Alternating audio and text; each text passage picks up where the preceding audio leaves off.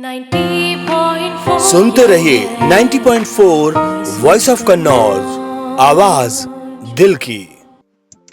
Welcome back. तो दोस्तों, मैं हूं आपकी अपनी रेडियो दोस्त आयुषी और कार्यक्रम चल रहा है ये शाम मस्तानी। तो हम बात कर रहे थे इत्र के बारे में। तो इत्र और इतिहास से महकता ये शहर, यहाँ की वो आनंददायी शामें और उन शामों में खुली हमारी अनूठी पटियाबाजी। जाने कितने कवि दे गई, जाने ही कितने काव्य, जाने ही कितनी रचनाएं गढ़ी गईं। ये शाम का एहसास दिल के जज्बातों को लेखनी के माध्यम से पन्ने पर उतारने के लिए मजबूर कर देती है। काव्य मनुष्य के चरित्र का एक ऐसा पहलू है जो उसे दिल खोलकर जीने की नसीहत देता है। आज इस शाम को मस्तानी बनाने के लिए हमारे साथ जुड़ रहे हैं कन्नौज के एक कवि, जिन्होंने अपने काव्य पाठ के जरिए इस कन्नौज में कितनी ही नए कवि बनाने के लिए प्रेरणा पुंज का काम किया। स्वागत है आज सर आपका हमारे वॉइस ऑफ कन्नौज 90.4 मेगाहर्ट्ज पर। बहुत बहुत धन्यवाद, बहुत बहुत अभिनंदन और आपके एफएम को शुभकामनाएं। जी, तो दोस्तों, आप लोगों को बता दूं कि हमारे साथ श्री कवि कुमार विवेक जी, जो पेशे से एक अध्यापक हैं और दिल से एक जिंदा दिल कवि हैं। सर, आपसे एक क्वेश्चन है। आपने पिछले 20 वर्षों में कन्नौज की शाम में क्या बदलाव होते हुए देखा है? कन्नौज की शामें तब भी अच्छी थीं, अब भी अच्छी हैं, लेकिन समय चूंकि बदलता है और बदलाव होता है, तो अगर फर्क किया जाए, दोनों की समालोचना की जाए, तो लगभग हर क्षेत्र में विकास है और परिवर्तन है। जैसे पहले अगर 20 वर्ष पहले की बात करें तो कन्नौज में शायद शाम को कोई ट्यूशन पढ़ने नहीं जाता था, लेकिन अब अगर देखें तो आप ट्यूशन पढ़ने वाले बच्चों की कतारें शाम को ट्यूशन जाती हुई कोचिंग सेंटर से बाहर निकलते हुए दिखाई पड़ जाते हैं। पहले के समय में सिर्फ माता ही मंदिर जाया करती थी शाम को। अब आप देखिए कि मंदिरों में अच्छी खासी भीड़ होती है। हर वर्ग का, महिला हो चाहे पुरुष, युवा हो चाहे बच्चा हो, हर कोई मंदिरों की तरफ आकर्षित हुआ है।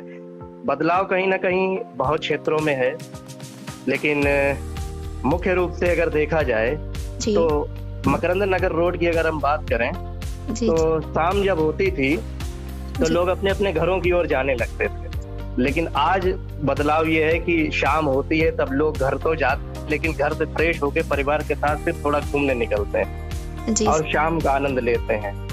कहीं चाट का आनंद ले रहे हैं, कहीं फास्ट फूड का आनंद ले रहे हैं, कहीं शॉपिंग मॉल में शॉपिंग कर रहे हैं। पहले पार्क नहीं हुआ करते थे, अब लोहिया पार्क है हमारे कन्नौज में। जी सर। तो बहुत ही बदलाव है, बहुत ही रोचक और मनोरम वातावरण पहले से और अधिक अच्छा दिखाई पड़ता है। जी सर, साथ ही साथ सर, कन्नौज के फेमस पटियाबाजी के बारे में आपका क्या कहना है? क्या सच में पटियाबाजी ने गुलजार बनाए हैं? बिल्कुल, पटियाबाजी में तो बड़े बड़े काव्य के प्रोग्राम हुआ करते थे। मैं आपको दो नाम बता रहा हूँ। एक अवधेश अवस्थी जी हुआ करते थे, एक शिव प्रसाद द्विवेदी जी हुआ करते थे। तो इनके नेतृत्व में, इनके निर्देशन में कई बार पटियों पे ही पूरी काव्य गोष्ठियां हो जाया करती। हालांकि अब पटियाबाजी थोड़ी कम देखने को मिलती है। पटियाबाजी अब आज के युवाओं में नुक्कड़बाजी में तब्दील हो गई है।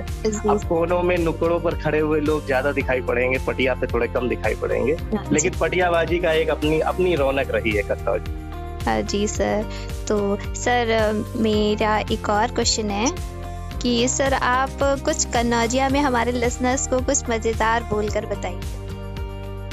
चलिए, आपको कन्नौजिया में तो नहीं, लेकिन कन्नौज के बारे में बताते हैं।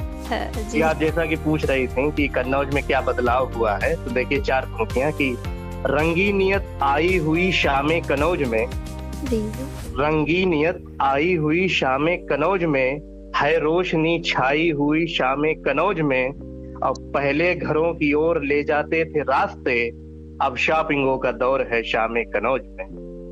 वाह वाह सर, बहुत ही कुछ लाइनें और आपके बीच रखना चाहूंगा कि चलो अगर मकरंद नगर तो शाम बड़ी मस्तानी है, चलो अगर मकरंद नगर तो शाम बड़ी मस्तानी है, चाट बताशे फास्ट फूड की वह करती अगवानी है, शॉपिंग मॉल विशाल ट्रेंड्स में शॉपिंग अब कर पाते हैं, फिर नारायण मिनीप्लेक्स में फिल्म देख कर आते हैं, और चौरसिया का पान नितिन की चाट घूम कर खाते हैं। बचा समय तो पार्क लोहिया में सबके संग जाते हैं, और घूम घुमाकर फुर्सत होकर फिर मन को समझाते हैं। घूम घुमाकर फुर्सत होकर फिर मन को समझाते हैं। चलकर गौरी शंकर हर हर महादेव हम गाते हैं, चलकर गौरी शंकर हर हर हम गाते हैं। जी बहुत अच्छा सर, हर हर महादेव हम अपने लिसनर से भी कहेंगे, एक बार जरूर बोलें। जी तो सर, आपका एक छात्र है हर्षित, जो एक जी। उभरता कवि है, अच्छा। जिसने बताया है कि उसे ये कविताएं लिखने की प्रेरणा आपसे मिली है। तो सर आपको कैसा लगता है ये सुनकर? देखिए, ये तो दौर रहा, प्रकृति रही, यही एक नियम भी है कि कोई किसी से प्रभावित होता है तब उसके अंदर कोई बीज पनपता है। जी तो जानकर, हालांकि हम कोई इतने बड़े कवि नहीं हैं, लेकिन फिर भी अगर किसी को हमारी वजह से कोई प्रेरणा प्राप्त होती है तो हम अपने आप को बड़ा सौभाग्यशाली समझते हैं। और ये ईश्वर की अनुकंपा ही है कि हमारे ही माध्यम से किसी के अंदर साहित्य का बीज बोया तो।